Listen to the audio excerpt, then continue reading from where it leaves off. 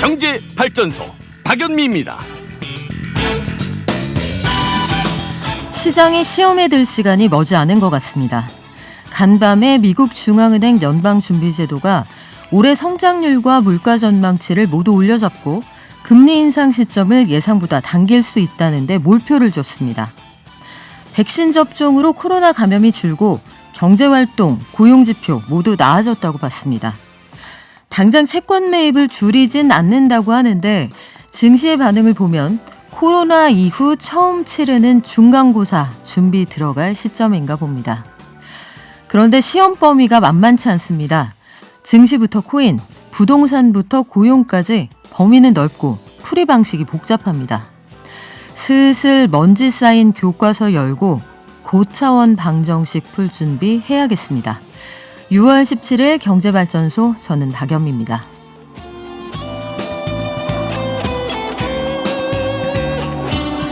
오늘 10분 경제에서는 올해 유통업계 최대 매물이었습니다. 이베이 코리아 인수전이 신세계 네이버 팀의 승리로 끝났다, 이런 소식 들어와 있고요. 국내 총생산은 늘어나는데 개인들의 삶은 그에 비례해서 나아지고 있느냐, 이걸 따져보는 분이 계시네요. 관련 내용 함께 공부해 보겠습니다. 목요일 의식주 연구실도 준비되어 있는데요. 노인 장기 요양보험, 이게 나랑 무슨 상관인지 모르겠는데 월급 명세서를 보면 꼬박꼬박 떼간단 말이죠. 그런데 이걸 몰라서 이용 못하는 분들이 많다고 합니다. 오늘 국민건강보험공단에서 노인 장기 요양보험에 관한 모든 것 다 알려주신다고 하네요. 마지막으로 알아봅시다.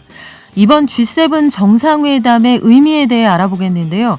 영국의 왼쪽, 미국의 오른쪽, 현재까지 대한민국의 위상이 그렇습니다. 그럼 증시 갈까요? 미래에셋증권 미디어 콘텐츠 본부의 서상영 본부장 나와 있습니다. 안녕하세요. 네, 안녕하십니까. 네, 본부장님 또 이렇게 뵙는 거 오랜만이네요. 그렇죠. 네, 어제 우리 주식시장이 사상 최고치 기록을 또 새로 썼는데 이렇게 계속 최고치다 전해드릴 때는 기분이 좋은 거예요? 아니면은 그 다음에 골이 깊지 않을까 걱정되는 거예요? 일단 좋게 봐야죠. 올라가면. 근데 어제 우리나라 주식시장이 상승을 했었던 주요 요인은 뭐였냐면 미국의 경제 정상화가 가장 컸다라고 봐야 될 것 같습니다. 그러니까 캘리포니아 주정부가 경제 봉쇄 전면 해제를 발표를 했고요. 여기에 실물 경제 지표라고 칭하는 소매 판매라든지 산업 생산이, 물론 헤드라인 숫자 자체는 혼조세를 보였지만 그 안에 세부 품목을 보니까 경제 정상화 관련 음식 서비스라든지 이런 것들이 크게 개선이 되고 있어요. 그러다 보니까 미국이 경제 정상화되면 우리나라 수출이 크게 증가할 수가 있고, 아 좋구나라고 하면서 외국인이 그래서 쓸어 담았죠. 그래가지고 어제 보면 사상 최고치를 정말 오랜만에 경신을 했다라고 봐야 될 것 같습니다. 그렇군요. 그런데 주식 투자하는 분들을 좀 떨리게 했던 미국의 연방준비제도 이 공개시장위원회, 기준금리는 그대로 동결한다고 했는데 증시가 충격이 좀 있었어요. 왜 그렇습니까? 일단 금리 인상 속도 자체를 시기를 좀 빨리 땡긴 것도 있고요. 그다음에 인플레율 자체도 좀 올린 것도 좀 있었습니다. 근데 전체적으로 결과를 한번 살펴봐야 될 것 같습니다. 일단은 금리는 동결을 했죠. 그런데 여기에서 좀 시장의 뉴스에 잘 안 나온 내용인데 추가 지중금리, 그러니까 IOER 같은 경우를 0.1%에서 0.15%로 인상을 했습니다. 그다음에 영래포 금리 또한 0%에서 0.05%로 인상을 했고요. 이 IOER 이게 뭘까? 정말 어렵잖아요. 네. 쉽게 말해서 이게 뭐냐면 시중은행들이 중앙은행들에 지해야 되는 지급준비금이라는 게 있지 않습니까? 네. 이 지급준비금, 말이 좀 어렵네요. 지급준비금이라는 게 본부장님, 그 은행들이 혹시 떼일 수 있는 돈도 있고 사람들이 대출 제때 못 갚으면 은행이 무너질까봐 미리 쌓아두는 비상금 같은 거죠? 그렇죠. 맞아요. 근데 그것보다도 더 많이 쌓을 수가 있거든요. 근데 연준이 이 더 많이 쌓아놓은 이 추가 지급준비금에 대해서 이자를 올린 거예요. 쉽게 말해서 그렇게 되면 상업은행들 있지 않습니까? 상업은행들이 굳이 위험하게 그러면서 그쪽에다 넣으면 안전하게 0.15%씩 이자가 나오는데 완전 안전마진이자. 그렇죠. 그러다 보니까 시장은 어떻게 받아들이냐면 이게 연준은 야 너희 은행들 대출 줄여라. 빚을 내서 투자하는 부분들에 대해서 네. 경고를 좀 하자. 이게 쉽게 말해서 빚을 내서 투자하는 부분들에 대한 금융 안정과 관련돼서 이것들을 좀 경고를 했다라고 봐야 될 것 같아요. 그렇군요. 투자자들한테 굳이 대출하지 말고 가지고 있어. 그러면 형이 이자 챙겨줄게 이런 얘기군요. 그렇죠. 이제 그런 내용들이 어제 좀 나왔었는데 이거는 뭐 중국의 인민은행이라든지 우리 이주열 총재 한국은행이라든지 뭐 여러 가지 그 각국의 중앙은행들이 계속 경고를 하고 있는 부분인데 연준에서도 이 부분에 대해서 일단 행동을 했다라고 봐야 될 것 같습니다. 네, 그러면 우리가 마음의 준비는 좀 하고 신발끈 묶어야 될 것 같은데 금리 인상 시점이 2023년까지 제로 금리일 거다에서 그때 두 번쯤은 올릴 수 있다 이쪽으로 부등호가 기울었잖아요. 네. 그런데 요 결정을 하면서도 일단 돈줄을 죄지는 않겠다 이렇게 또 얘기를 하네요. 그렇죠. 일단 연준이 전반적으로 3, 6, 9, 12월 각 분기마다 발표하는 경제 전망이라든지 이제 금리 전망 이런 것들을 발표를 하는데 뭐 올해 성장률 자체를 지난 3월 달에 발표했던 6.5%보다도 높인 7.0%로 상향 조정을 했고요. 그러니까 경기는 좋다 이거예요. 그다음에 실업률은 4.5% 그대로 유지를 했고 근데 문제는 물가 부분에 대해서 PC 인플레이션율 이거를 2.4%에서 3.4%로 크게 올렸고요. 그다음에 식품과 에너지를 제외한 핵심 PC 인플레이션율도 2.2%에서 3.0%로 이렇게 돼버리다 보니까 연준 위원들 매번 나와서 하는 소리가 그거잖아요. 야 인플레 뭐 이거 있을 수는 있는데 네. 이게 단기적이야라고 언급을 해왔었는데 보니까 너무 크게 올렸고요.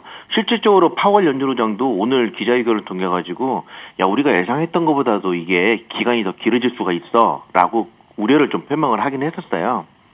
그러다 보니까 이제 인플레이율 관련돼 가지고 연준 위원들도 이거에 대한 우려를 좀 하고 있다라는 것들이 어느 정도 마음에 있는 거고요. 그런 상태에서 금리 인상 자체를 시기를 좀 더 빨리 땡기는 그런 모습이라고 보시면 될 것 같아요. 문제가 또 2023년도에 두 번 올리는 것도 있지만 네. 2022년도에 내년도에 금리 인상을 시사한 사람들이 7명으로 늘었다. 원래 4명이었죠.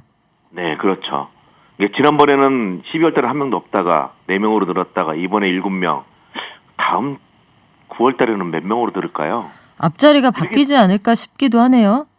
그렇죠. 그렇게 돼버리면 2023년도에 금리 인상 두 번 해서 야 내년에 금리 인상을 할 수가 있겠네라고 우려를 표명할 수도 있겠죠. 그래서 시장에서는 지금 현재 금리 인상 이것도 중요하지만 인플레이율 그러니까 연준이 계속적으로 감시하고 있는 이 인플레이율이 얼마만큼 더 올라가고 그 시기가 언제까지 이어지는지가 가장 우려를 표명을 하고 있다고 보시면 될 것 같습니다. 네, 투자자들 안전벨트 매셔야 될 것 같은데 그럼 그동안 우리가 돈의 힘으로 올라간 증시에는 반가운 얘기는 아닌 것 같아요. 지금 우리 증시는 어떻게 출발했습니까? 일단 뭐 한 0.6% 정도 하락을 하고 있고요. 뭐 기관과 외국인이 계속 매도를 하고 있는데 일단 주요 이벤트인 FOMC가 끝났지 않습니까? 이제 남아있는 정말 중요한 게 하나가 있죠. 실적. 일단은 다음 달부터 이제 실적 시즌이 시작되는데 네. 최근 들어서 JP모건도 그렇고 어제 시티그룹도 그렇고 야 우리 실적이 좋은 건 아는데 이번 분기가 우리 피크야라고 언급을 하거든요. 그러니까 이번 분기 실적 피크에 대한 논란들이 이번 실적 시즌을 통해서 부각이 될 수 있다는 점을 생각을 하셔야 될 것 같습니다. 네. 그리고 그렇기 때문에 지금 오늘 시장도 그렇지만 어제 나스닥도 그랬지만 실적이 좋은 종목들 같은 경우는 오히려 반등을 주는 그런 경향들이 좀 있고 네. 실적들이 좋은데 많이 안 올라간 종목들 중심으로 해서는 저가 매수가 유입되고 있고요. 오늘 우리나라 주식시장도 그와 관련된 종목군 중심으로 해서 일부 매수세가 좀 유입되는 것도 특징을 좀 현재 보이고 있는 상태입니다. 네, 이런 부분 유의하셔서 투자하시면 좋겠네요. 지금까지 미래에셋증권 미디어 콘텐츠 본부의 서상영 본부장이었고요. 방송 끝날 때 다시 만나겠습니다. 고맙습니다. 네, 감사합니다. 네, 저희 방송 중에 샵 0951로 문자 주시면 녹용 선물 세트 드립니다. 짧은 문자 50원, 긴 문자는 100원입니다. 깨어있는 경제발전소. 지금 여러분께서는 경제평론가 박연미가 진행하는 경제발전소를 듣고 계십니다. 매일 아침 쏟아지는 경제 뉴스, 아침에 10분만 투자하면 충분히 따라잡을 수 있습니다. 10분 경제. 이베이 코리아 신세계 네이버 팀이 가져간다는 말씀 드렸고요. 7월부터 주 52시간 제도 유예하는 사업장이 다 사라집니다. 모두 대상이 된다는 얘기인데요. 또 지난해부터 올해 4월까지 숨어있는 보험금이 무려 4조 원이 넘는다고 하는데요. 자세한 소식 한겨레 신문 이지혜 기자 연결해 알아보죠. 안녕하세요. 네, 안녕하세요. 네, 이커머스 업계에서 이베이 코리아 가져가면 무조건 순위가 바뀌는 상황이었는데 신세계 네이버 팀이 롯데를 이겼네요. 네, 맞습니다.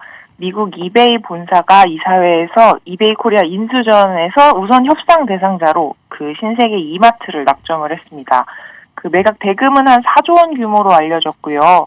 이베이 코리아 그 본 입찰에 신세계 이마트와 롯데쇼핑이 붙었는데 롯데쇼핑 쪽은 3조 원대 초반을 제시를 해서 패배를 했다고 합니다.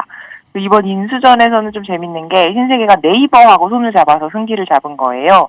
네이버는 이베이 코리아 지분을 20% 넘겨받는 조건으로 공동 참여를 한 거고 신세계에 한 8천억 원에서 1조 원 정도의 자금을 보탠 셈입니다. 아, 그렇군요. 기존의 유통 강자가 온라인 회사? 포털업계에서 시작한 이커머스 회사에 지원을 받았다. 이것도 시사하는 바가 좀 커 보이는데 신세계는 쓱닷컴 가지고 있잖아요. 네. 이베이 코리아까지 합치면은 몸집이 얼마나 커지는 겁니까? 쓱닷컴의 거래액이 4조 원 정도였어요. 그리고 이베이 코리아는 그 5배 정도는 20조 원입니다. 만일 신세계가 이번 인수전에 최종적인 승자가 될 경우에 총 거래액이 24조 원에 이르는 거고요. 그러면 지금 네이버 쇼핑이 업계 1위인데 그 28조 원 규모거든요. 이게 쓱닷컴하고 이베이 코리아를 합쳐서 지금 현재 2위인 쿠팡을 넘어서서 2위가 되는 겁니다. 시장 점유율도 한 15% 정도가 될 전망이고요. 근데 약간의 문제는 이베이를 너무 높은 가격에 인수를 하면 그 당장의 실익보다 재무 상태가 좀 악화되는 그 승자의 저주에 빠질 거다. 이런 우려도 나오고 있어서 조심해야 할 것 같습니다. 네, 앞으로 시장이 어떻게 재편되는지 흥미롭게 지켜볼 만한 상황인데 7월부터는 주 52시간 제도를 모든 사업장이 적용받게 된다고요? 네, 맞습니다. 이미 주 52시간제는 그 2018년 7월부터 300인 이상 사업장에 적용되기 시작을 했고요. 규모별로 순차적으로 적용되어 오고 있었습니다. 그리고 이번에 5인 이상 49인 이하 사업장에 차례가 온 거죠. 그래서 앞서 노동부는 300인 이상 사업장하고 50인 이상 299인 이하 사업장에는 계도 기간을 준 적이 있었습니다. 그래서 경영계는 이번에도 당연하게 계도 기간을 요구를 했는데 받아들여지지 않은 거예요. 워낙 한국이 전 세계적으로 노동시간이 긴 나라인데다가 최근에 그 과로사 문제가 계속 불거지고 있다 보니까 노동부가 결단을 내린 것으로 보입니다. 네, 중소기업들은 힘들다 이런 반응이 나올 만한 상황이네요. 근데 노동부 조사 결과로는 이게 대체로 중소기업에도 주 52시간제가 안착되고 있다고 해요. 그 노동부가 지난 4월에 5인 이상 49인 이하 사업장 1,300곳을 대상으로 심층 조사를 했는데 7월부터 우리가 주 52시간제가 가능하다 이렇게 답한 곳이 93%에 이르렀다고 하고요. 실제로 이미 준수하고 있는 곳도 80%가 넘었습니다. 근데 그래도 혹시 52시간제가 버거운 기업이 있을 수도 있기 때문에 노동부는 그 4개월의 시정기간도 주고 뭐 노무사, 근로감독관, 고용지원관 등이 맞춤형 컨설팅을 제공을 하겠다고 하는 상황이고요. 뭐 외국 인력도 우선 배정하기로 했고 유연근로제, 뭐 특별연장근로제 등등 뭐 되게 다양하게 이 노동시간을 유연하게 쓸 수 있는 제도들을 지원하려고 하고 있습니다. 네, 이미 마음의 준비를 좀 하고 있는 회사들이 많다니 다행인데 마지막으로 우리 숨은 돈 얘기 좀 해보죠. 숨은 보험금이 무려 지난해부터 올해까지만 4조 원, 다 합치면 12조 원에 이릅니까?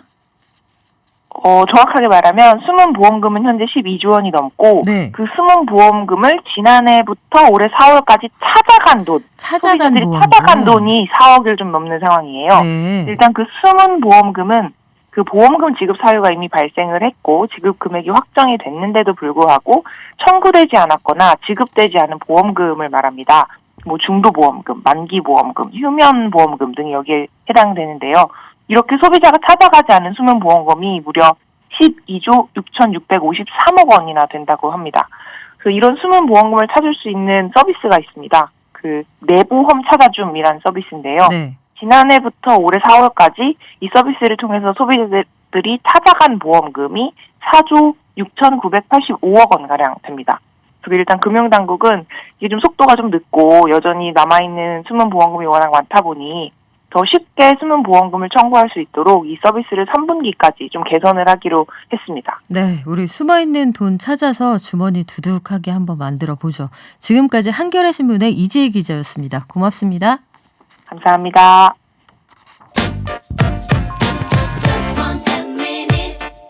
지금 여러분께서는 경제발전소를 듣고 계십니다.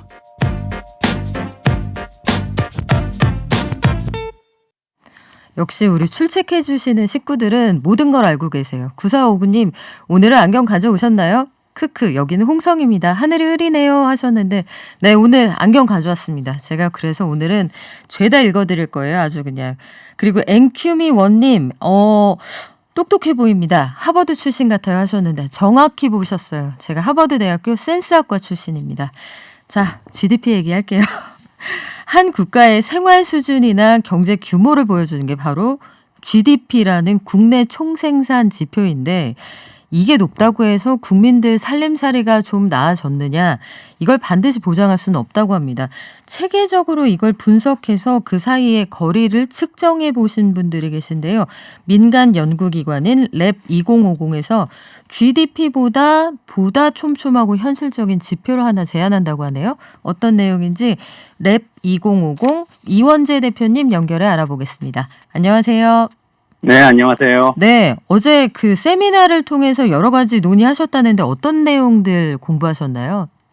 네, 어제 그 국제 세미나를 랩 2050 주최로 열었고요. 그 GDP의 대안 지표인 참성장 지표를 발표를 했습니다. 여기에 그 세계적인 환경운동가 옛날에 그 오래된 미래라는 책으로 굉장히 유명해진 헬레나 호지라는 분이 계세요. 이분이 오셔서 같이 토론을 했고요.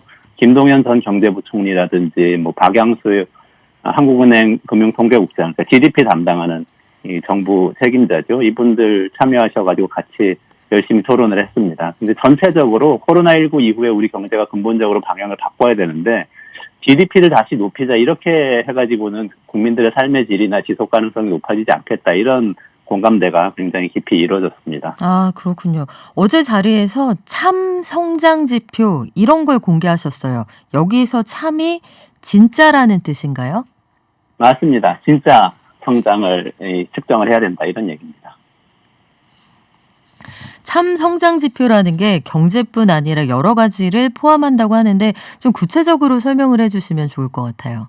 네, 그 GDP에 대해서 얘기할 때 이런 얘기가 있어요. 자동차 대신 자전거를 타면은 경제가 나빠진다 이렇게 얘기하는 분들이 계셨어요. 물론 농담 왜 그러냐? 자동차 안 팔려서 자동차 회사 이익이 들죠. 자동차 보험 안 쓰니까 보험회사 어렵죠. 네. 기름 안 쓰니까 석유회사 어렵죠. 그 다음에 건강이 좋아져요. 그러면 비만에 걸리는 사람, 건강 나빠지는 사람이 적어지기 때문에 병원이 어려워집니다. 돈을 덜 쓰니까. 그리고 병원 안 가니까 실손보험 안 드니까 보험회사 또 어려워지고. 어허. 그러면은 경제 좋을 게 없는데 우리는 자전거를 타서 건강이 좋아져야 하는가 이런 우스운 질문을 하게 되는데요. 이게 다 GDP 기준으로 봐서 그런 거예요. 자전거 타면 건강이 좋아지잖아요. 네. 그럼 병원 갈 시간에 좋아하는 사람 만나고 취미생활하면 삶의 질이 올라가지 않습니까?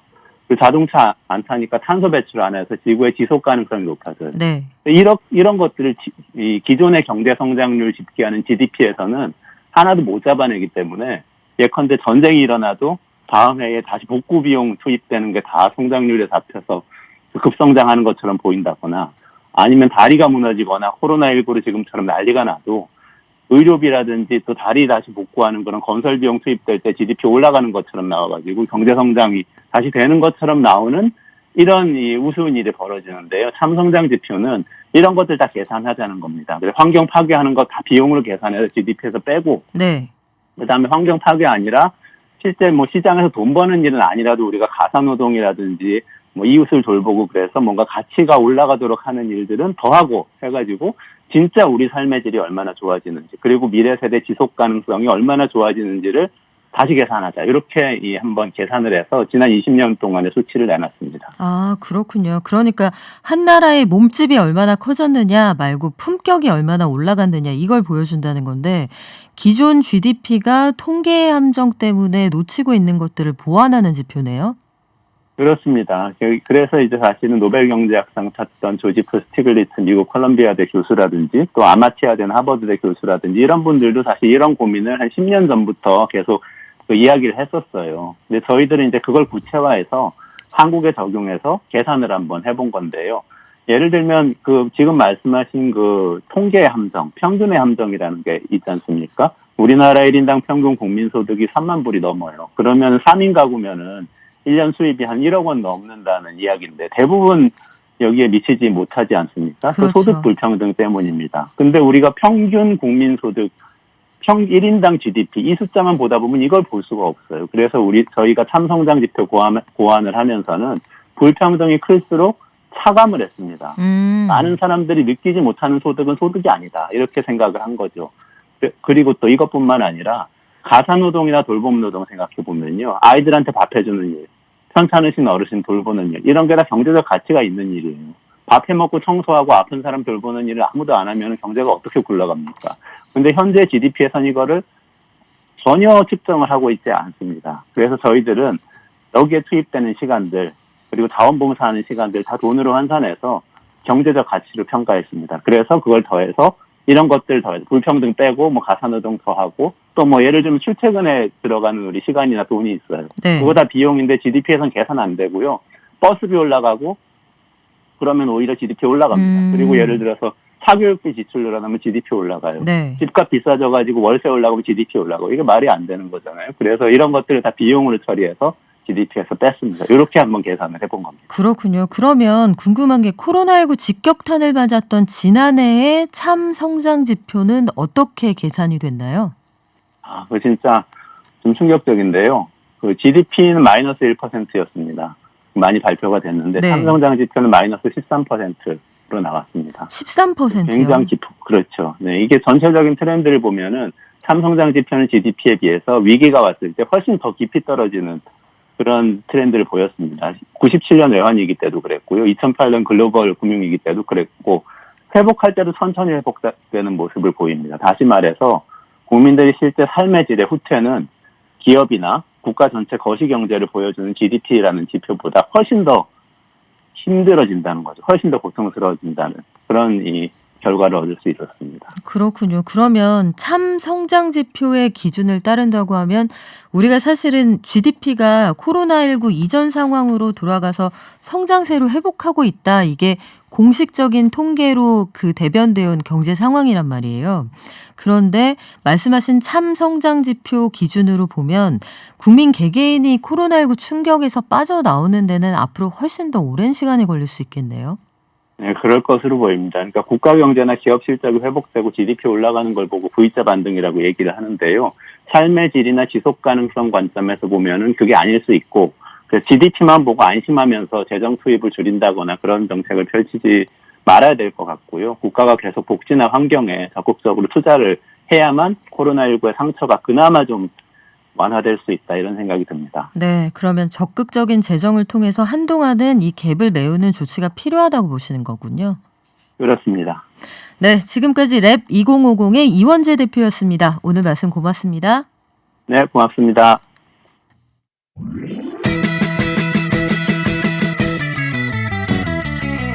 발빠른 경제발전소 경제발전소 박연미입니다에서는 여러분의 소중한 의견을 받고 있습니다.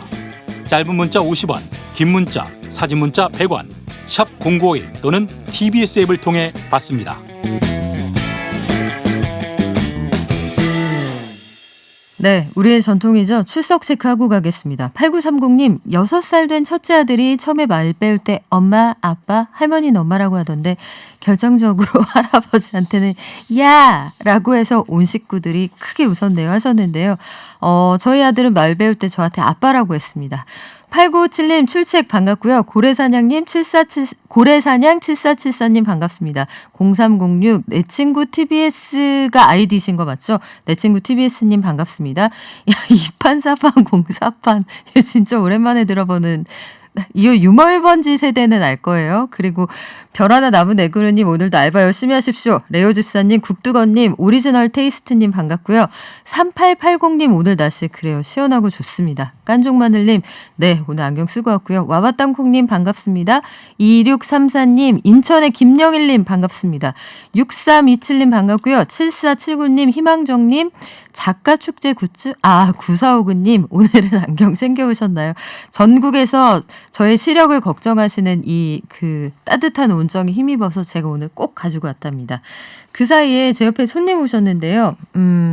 우리가 월급 명세서를 보면요. 노인 장기 요양 보험료라고 해서 공제되는 게 있는데 대체 이게 뭔지 아는 사람은 사실 제 주변에 한 명도 없었어요. 오늘 이거 한다고 했는데 이거 뭔지 아니? 했을 때 몰라 다들 이런 반응이었는데 아마도 목마른 사슴이 우물을 찾는데 아직 목이 마른 사람이 제 주변에는 없는 거죠. 네. 충분히 나이가 많지 않기 때문인데 이거 활용할 수 있는 방법도 되게 많고 굉장히 다양한 서비스들을 제공하신다고 하는데요.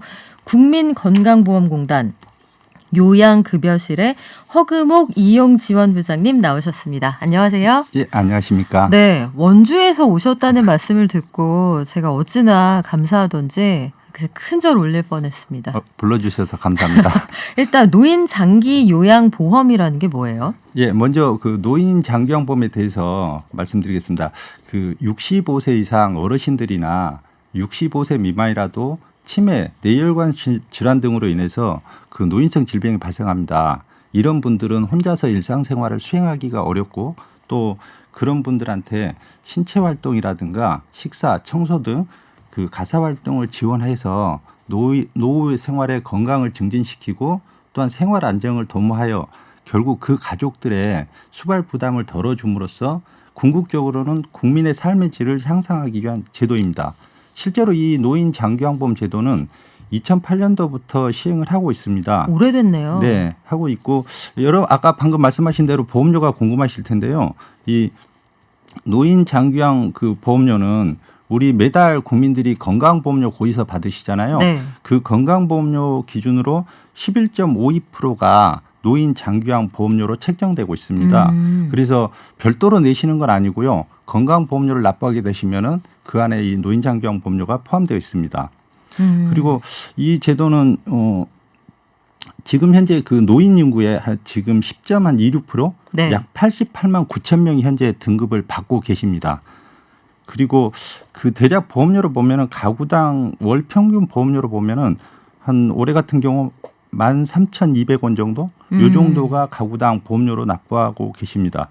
그리고 2020년도 국민인식조사 결과에 따르면은 어르신의 이런 일상생활 지원이라든가 수발부담 경감으로 해서 국민들의 한 91.5%가 만족하고 있는 대표적으로 국민들이 매우 만족하는 제도입니다. 그렇군요. 갈수록 고령화 사회가 되어간다고 하니 꼭 필요한 제도라는 생각이 드는데 장기 요양 급여가 종류가 또 다양하다면서요? 네, 이제 그 장기요양 그 급여 종류에는 크게 그 집에서 서비스하는 재가급여와 시설에 입소해서 하는 시설급여가 있습니다.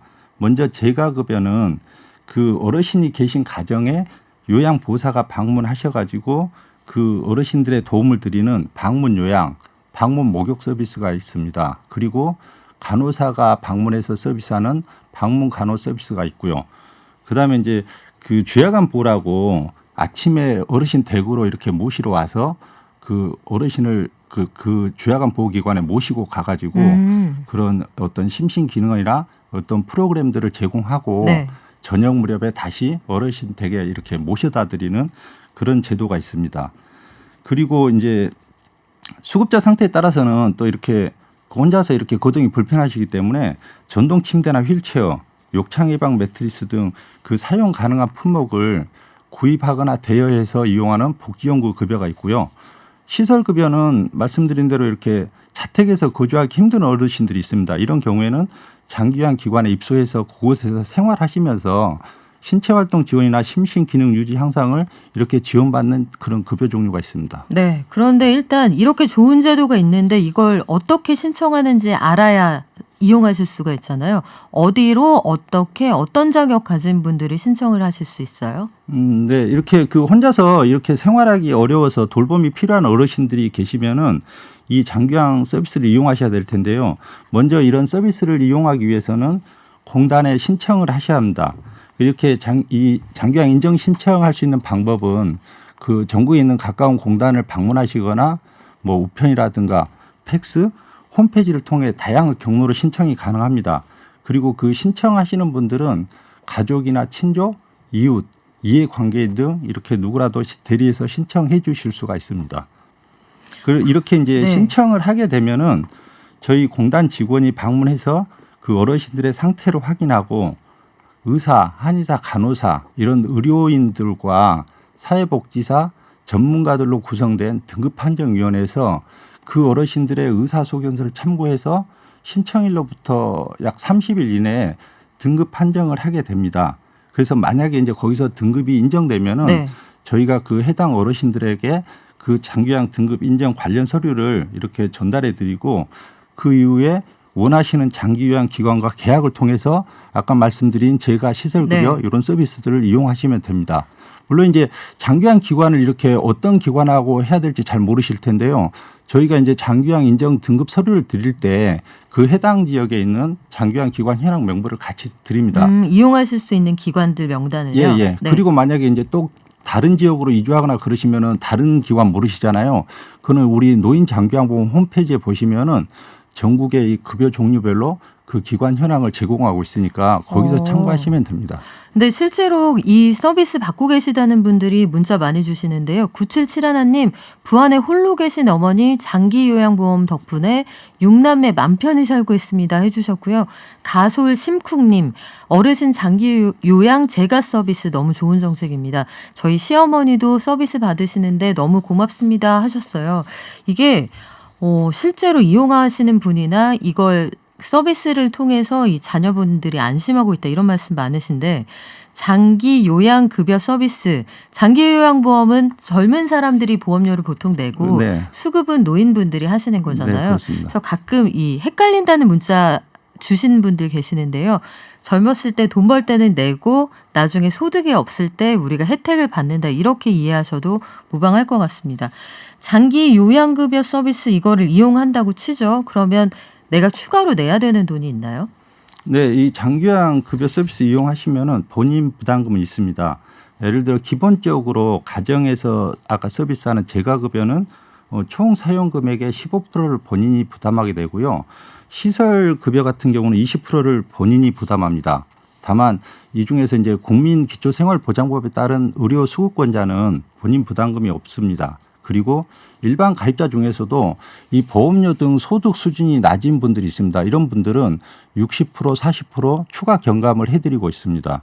예를 들어 이제 시설 같은 경우 2등급 기준으로 보시면은 약 월에 200만 원 정도가 총 급여가 발생을 합니다. 이 중에서 20%면은 본인 부담이 40만 원 정도 되고요. 나머지는 이제 공단에서 부담을 하게 됩니다. 그리고 이제 방문 요양 2시간 기준으로 보면은 방문 요양 2시간에 대략 38,340원 정도가 발생을 합니다. 네. 요거를 한 대략 20일로 계산하면은 76만 6,800원 정도가 나오고요. 이걸 15%로 계산하면은 본인 부담은 11만 5천 원 정도, 요 정도 발생을 합니다.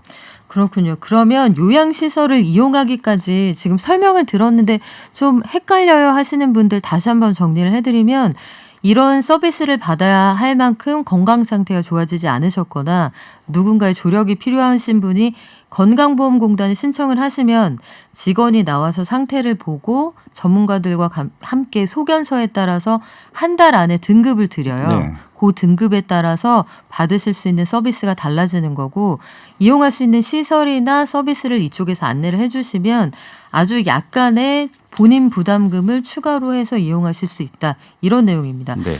요양시설은 그러면 어떤 분들이 들어가실 수가 있나요?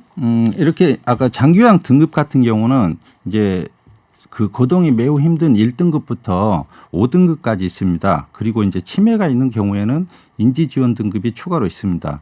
그 장기간 급여는 원칙적으로 이렇게 집에서 생활하면서 서비스를 받는 재가급여를 우선 이용하는 것을 원칙으로 합니다만 실제로 이제 1, 2등급 같은 경우는 거동이 매우 힘들어서 집에서 생활하기 힘드십니다. 네. 이런 분들은 그 시설급여인 요양시설을 이용할 수가 있습니다. 그런데 이제 다만 이제 3등급에서 5등급 이분들은 재가급여를 원칙으로 합니다만은 이 중에서도 이제 집에서 생활하기 힘든 분들이 있습니다. 예를 들어 그 가족 수발이 굉장히 곤란하다거나 가정 환경이 매우 열악하다. 아니면 또 치매가 있어가지고 문제 행동으로 집에서 이렇게 생활하기 힘든 분들은 시설 입소가 필요합니다. 이런 분들은 등급판정위원회에서 예외적으로 시설 급여를 인정하게 되면은 시설 급여를 이용하실 수도 있습니다. 아, 그렇군요. 지금 등급 판정에 대한 질문 주신 분들이 꽤 많으신데요. 등급이 어디로 가면은 원하는 등급이 나오고 어디로 가면은 등급 판정이 좀 제각각이다 이런 의견들이 있는데 요거는 공정하게 하고 계신 거죠? 그렇진 않습니다. 그래서 네. 저희 이제 정부에서 똑같은 기준으로 네. 등급 판정을 하시고요. 이제 가끔 그런 말씀을 하시는데 저희가 그래서 아까 말씀드렸듯이 등급 판정위원회가 저희 공단 직원들이 참여하는 건 아니고요. 그 의사나 이렇게 한의사, 네. 간호사 전문가들 구성된 그 등급 판정위원회에서 등급을 결정하기 때문에 이렇게 편차가 발생하거나 그러진 않습니다. 만약에 등급 판정을 원하는 대로 받지 못해서 충분히 서비스를 못 받게 됐다 이렇게 생각하시는 분들은 재심도 가능합니까? 그렇습니다. 예를 들어 이제 처음에 누구라도 신청을 하시지만 다 등급이 나오시지는 않고요. 네. 만약에 이제 등급을 못 받으신 분들이 있습니다. 그런 경우는 이제 지자체 돌봄 서비스를 이용하시거나 아니면 이제 중간에 또 상태가 이렇게 어르신들은 변화가 빠르시잖아요. 만약에 상태가 조금 더 나빠지셨다 그러면은 다시 신청이 가능합니다. 그렇군요. 이게 그 요양시설 이용하실 수 있는 분들 말씀을 하셨는데 이게 장기 요양급여를 받을 수 있는 기간이 정해져 있는 건지 아니면 한 번 이 등급 판정을 받아서 서비스가 시작되면 돌아가실 때까지 계속 받을 수 있는 건지 이것도 궁금하네요. 네. 그 장기요양 등급을 이제 처음에 받으시게 되면은 그 유효기간은 2년입니다. 그 2년 동안 장기요양 급여를 이용하시다가 유효기간이 끝나기 전에 갱신 신청을 하셔야 됩니다. 그 갱신 신청을 하시게 되면은 아까 똑같은 절차를 거쳐서 등급판정위에서 등급을 결정합니다. 거기에서 등급을 받으시게 되면은 계속해서 서비스를 받으실 수가 있고요. 또 하나가 이제 매번 2년마다 하게 되면 너무 불편하지 않습니까? 그래서 예를 들어 갱신해서 같은 등급 1등급에서 또 1등급으로 받으시게 되면은 이분들은 유효기간을 4년을 드립니다. 그리고 2등급하고 4등급이 결정이 되면은 네. 이분들은 유효기간이 3년으로 늘어나게 돼 있습니다. 그렇군요. 이게 근데 지금까지 이제 쭉 와서 신청을 해서 등급까지 받으셨다. 그런데 이런 경우도 있을 수 있을 것 같아요. 섬 아니면 굉장히 산골 오지 이런 데 사시는 분들은 등급이 나온다고 해도 주변에 기관이 없을 거 아니에요. 네. 이런 분들은 그러면은 서비스를 아예 못 받으시는 건가요?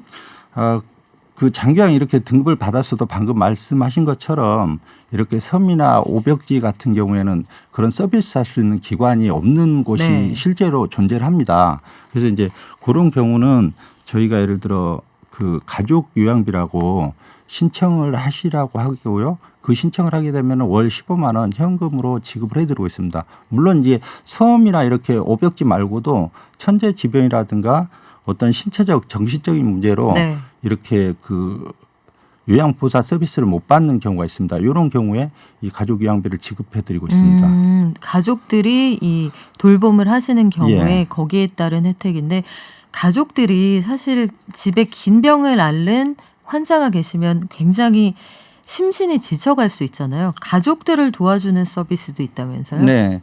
보통 우리 이 장기요양보험 제도가 그 대부분 이제 어르신들이 이렇게 서비스하는 제도입니다만은 그 어르신들을 돌보는 가족들의 부양 부담이 매우 높습니다. 그래서 이제 스트레스 등과 우울감이 굉장히 높아지는데 이분들을 위해서도 이렇게 가족 상담 지원 사업이라고 저희 공단에서 실시하고 있습니다.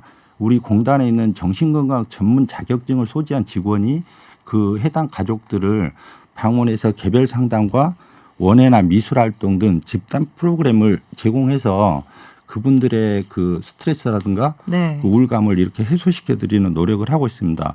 또 이런 프로그램 이후에도 같은 부담을 갖고 계신 분들이 있잖아요. 이분들이 저희가 프로그램 제공 후에도 스스로 자조 모임을 이렇게 유지할 수 있도록 지원하는 등 이렇게 네. 가족 수발자를 위한 노력도 함께 하고 있습니다. 그래요. 가족이 한 분 환자가 계시면 참 온 가족이 힘들어지는데 치매 같은 병들은 세상에서 가장 잔인한 병이라고 하잖아요. 치매 전담형 장기 요양 기관 이런 것도 따로 있습니까?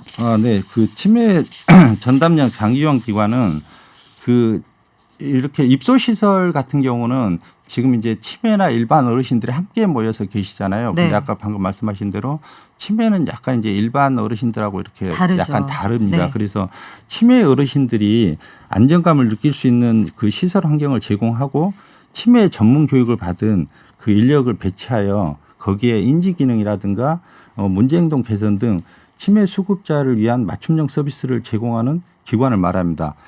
여기를 이용하실 분들은 의사소견서에 치매 상병이 있거나 최근 2년 이내에 치매 진료 내역이 있는 2등급에서 인지지원 등급 수급자입니다.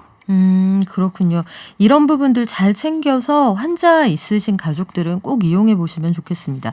지금까지 먹고 입고 자고 생활 밀착형 모든 고민 해결하는 의식주 연구실 허금옥 건강보험공단 요양급여실의 이용지원부장이었습니다. 고맙습니다. 네, 감사합니다. 깊이 있는 경제발전소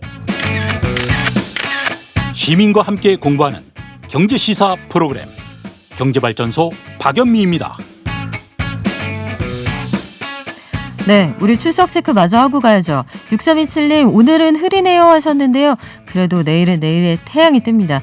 7479님 오늘 연구소 1등 1등 아니세요. 내일 조금 일찍 오세요. 그리고 예정동아씨님 오늘도 어김없이 오셨습니다. 그리고 아리마님 사모님 스타일 연미님 오늘 멋집니다. 화이팅. 그럼 사모님 스타일이에요? 제가 어떻게 해도 답이 안 나올 때 항상 하는 머리입니다. 아마 여름 내내 보실 거예요. 0272님 쉽게 말씀드리고 있나요? 감사합니다. 그리고 0902님 제가 기시감이 있어요. 늘 기억하고 있는데 진짜 한 번도 안 불러드렸을 리가 없을 것 같은데 오늘 꼭 기억해서 꼭 다시 불러드릴게요. 지난번에 불러드린 것 같은데요. 1697님 주부들도 잘 들을 수 있어요. 고맙습니다 하셨고요. 저도 집에 가면 똑같습니다. 송이송이님 반갑습니다. 슈퍼제이74님 93학번이시군요. 그리고 3539님 녹용 세트 딱 이것만 그러시기 있어요. 9080님 파파오님 반갑고요. 연의남님 아니요 제가 스킵하지 않았습니다. 연의남님 91학번 오렌지족 출신 연의남님 제가 추석 체크 정확히 했고요. 감성호떡님 반갑습니다. 아우씨님 그래요 한번 저희 생각해보고 머리 큰 남편님 화이팅. 니르바나님 이게 2년이란 뜻이죠. 매일 출근 준비 중에 듣는데 출첵 받고 싶네요. 출첵하셨습니다. 그리고 제가 또 안 읽어드린 분이 계실까요? 분홍별님, 라면님, 9771님 이건 어떻게 읽어야 되죠? LSI 킴님 댓글은 못 하고 있지만 채널 용접해 놓았습니다. 그렇죠. 전국에 우리 채널 용접 가자. 자, 그 사이에 손님 오셨네요. 봉영식 연세대학교 통일연구원 교수님 오셨습니다. 안녕하세요. 예, 안녕하세요. 네, 오늘은 어떤 주제예요? 지난번에 열린 11일부터 영국 콘웰 카비스베이죠. 아주 멋있는 곳에서 열린 G7 정상회의가 어떨까 합니다. 네, 코널 거기 인구 4,000명밖에 안 되는 어촌마을이라고 하는데 저는 다른 거 다 떠나서 마스크 안 쓰고 정상들이 모여있다. 이게 아주 눈에 들어왔는데요. 많은 합의가 있었습니다. 특히 어떤 내용에 밑줄 그으면 될까요? 공동 커뮤니케를 보면은 굉장히 많은 사항이 합의가 이루어졌는데, 굉장히 많은 이슈가 합의가 됐죠. 일단 환경 문제를 보면은 가능한 일찍 늦어져 2050년까지 온실가스 순배출 제로를 달성하기 위해 모든 노력을 총동원하기로 합의했고요.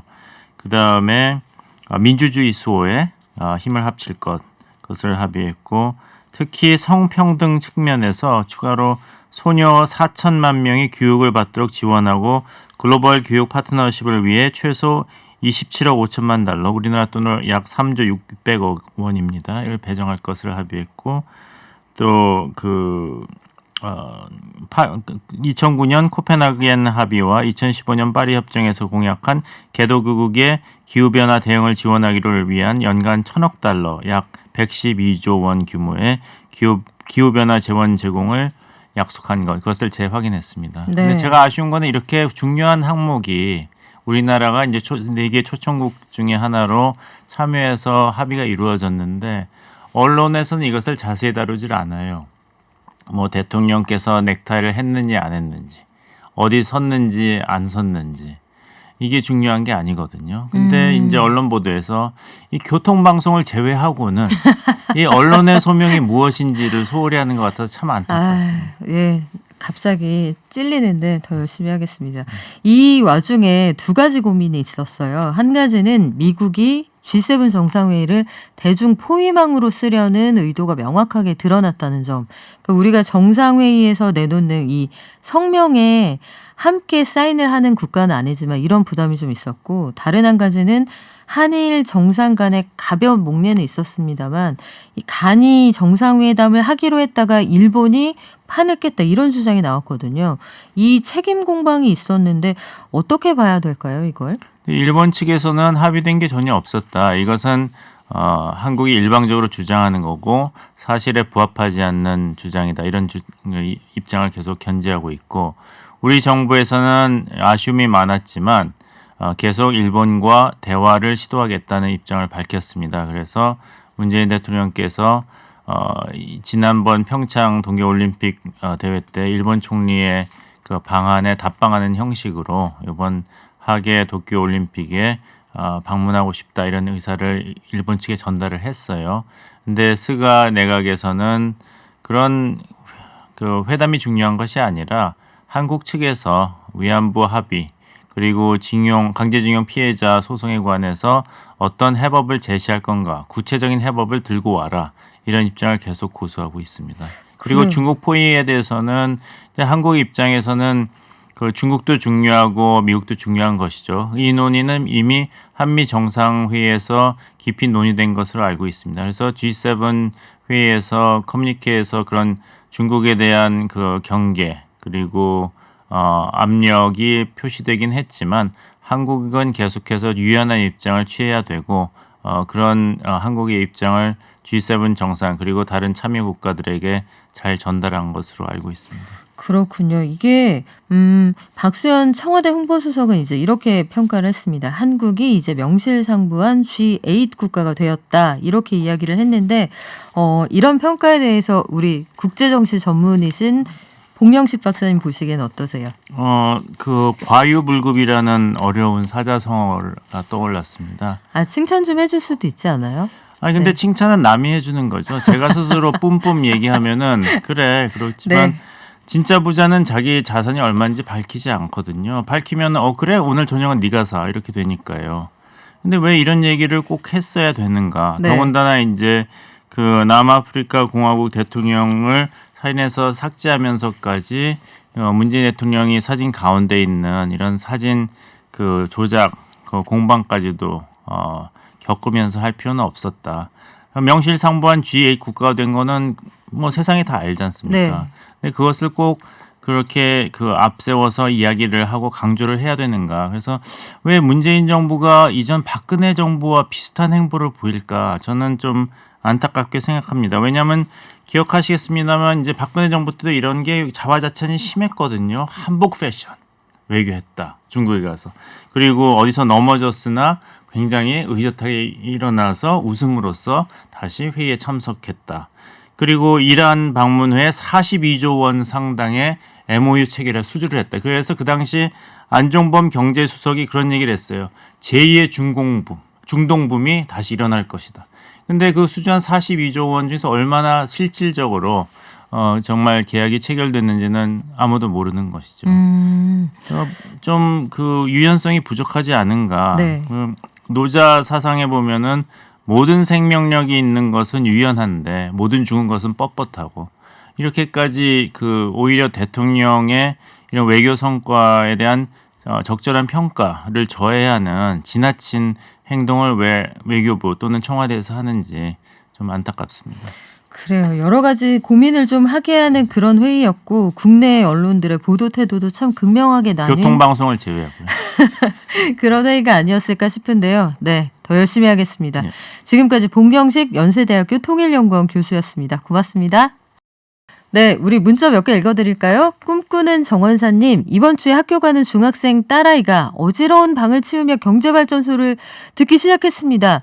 월요일인가 연금에 대해 방송해 주셨는데 기억이 가물가물.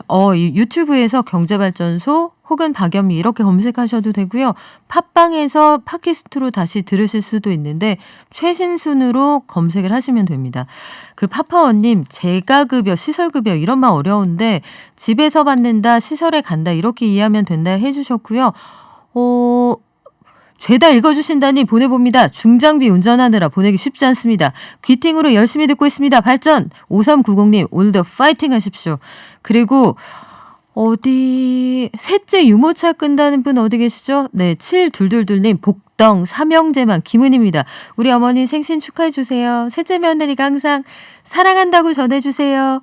이거 어머님이 혹시 같이 듣고 계신 거 아닌가 이런 생각이 드는데요. 네, 축하드립니다. 자, 증식할게요. 서상영 본부장님 연결돼 있죠? 네, 안녕하십니까? 네, 본부장님 지금 코스피 어떻습니까? 한 0.7% 정도 하락을 하고 있고요. 당연히 외국인과 기관의 순매도가 좀 나오고 있는 과정인데요. 주목할 부분은 주식시장보다도 외환시장입니다. 지금 달러 환율이 무려 12원이나 급등을 했습니다. 130원까지 올라와 있고요. 네. 이게 달러 강세, 그다음에 미국의 금리 인상 이슈가 이제 불거지면서 달러 강세가 나오면서 이렇게 그 달러 환율이 급등을 해버리니까 외국인들 입장에서는 매도가 좀 확산되고 있고요. 외국인들이 매도를 하다 보니까 대형주, 그러니까 반도체라든지 자동차, 2차전지 이런 쪽으로 해서 매물이 나오면서 지수는 하락을 하고 있고요. 대신에 외국인들의 영향력이 그렇게 크지가 않은 코스닥 같은 경우는 오히려 상승 전환에 성공을 했습니다. 엄청나죠? 일단 어제 미국 증시도 그랬었어요. 중소형주 일부 종목들 같은 경우는 네. 대형주들이 이렇게 위축돼 보다 보니까 오히려 더 올라가주는 그런 상황들이 좀 있었거든요. 실적 시즌 앞두고 잠시 비는 시간 동안에 이런 개별 소형 종목들의 변동성이 좀 확산될 수가 있으니까 이쪽으로 좀 초점을 맞춰서 시장에 대응을 하시는 것도 하나의 방편이라고 봐야 될 것 같습니다. 네, 당분간 뚜렷한 방향성이 나오기 전까지는 엉덩이가 좀 가벼운 주식하고 비율이 낮은 주식으로 우리가 좀 주목해보면 괜찮겠네요? 네, 그렇습니다. 우리 오후장에서 뭐 특별히 주의해야 할 점이 있습니까? 일단 오후장에도 마찬가지가 좀 움직일 것 같은데요. 일단 뭐 일본 증시가 1% 넘게 하락을 하고 있고 그 시간외로 지금 현재 미국의 시간외 선물 자체도 0.5% 넘게 이제 하락을 하고 있기 때문에 오늘 미국 시장도 그렇게 낙관적이지가 않거든요. 그러다 보니까 이제 오후에 가면서 지금 반등을 주고 있는 부분들이 일부 좀 다시 재차 약세를 좀 보일 수가 있으니까 적극적인 대응보다는 이제 이 이슈가 어느 정도 완화될 때까지는 주식시장에서 한 발 물러서서 시장에 대응을 하시는 게 좋을 것 같습니다. 네, 오늘 시장도 모두 화이팅 하시고요. 조심조심 좀 관망하셔야 되는 그런 분위기로 읽힙니다. 지금까지 미래에셋증권 서상영 본부장이었습니다. 고맙습니다. 네, 감사합니다. 네, 문자 좀 읽어드릴까요? 얼음설탕님, 아까 그 노인 요양보험에 대해서 이거 노인 아니어도 노인성 질환이면 보장을 받으니까 꼭 나이 먹어서 혜택 보는 건 아니에요 하셨는데 아유 정말 선생님이십니다. 저보다 훨씬 많이 알고 계신 것 같은데요. 자, 강아지 호야님. 이 성과를 알고 싶어도 구체적으로 알 수 없는 그런 상황도 있다. 이런 말씀 해주셨는데, 그래요. 그 언론마다 보도 태도가 좀 다르고, 그 다음날 그 조간신문 1면을 보니까 2군데 빼고 나머지는 다 자전거 사진이 너무 크게 나와서, 예, 그것도 좀 여러 가지 생각을 하게 만들었습니다. 그리고, 자, 우리 잘한 거는 잘한 걸로 칭찬해 줬으면 좋겠다. 이런 말씀하고 겸손이 필요하다. 이런 의견이 뭐 교차하고 있는 그런 상황이네요. 그리고 200kg님 첫 댓글입니다. 주식 시작하려는 지인들에게 여기저기 소문냈어요. 잘하셨습니다. 제가 심어둔 유언이라는 건 밝히지 마시고요. 0902님 그래요. 빵 만드느라고 제가 읽어드리는지 몰랐던 것 같습니다. 꽃드리아님 꽃처럼 아름다운 소장님 제가 제 입으로 읽자니 부끄러운데 일단 그런 걸로 하고요. 화려한 조명님 저의 물광이요. 네, 사람이 죽으라는 법은 없는 거예요. 뭐 하나는 있는 거죠. 오늘도 발전하십시오. 발전.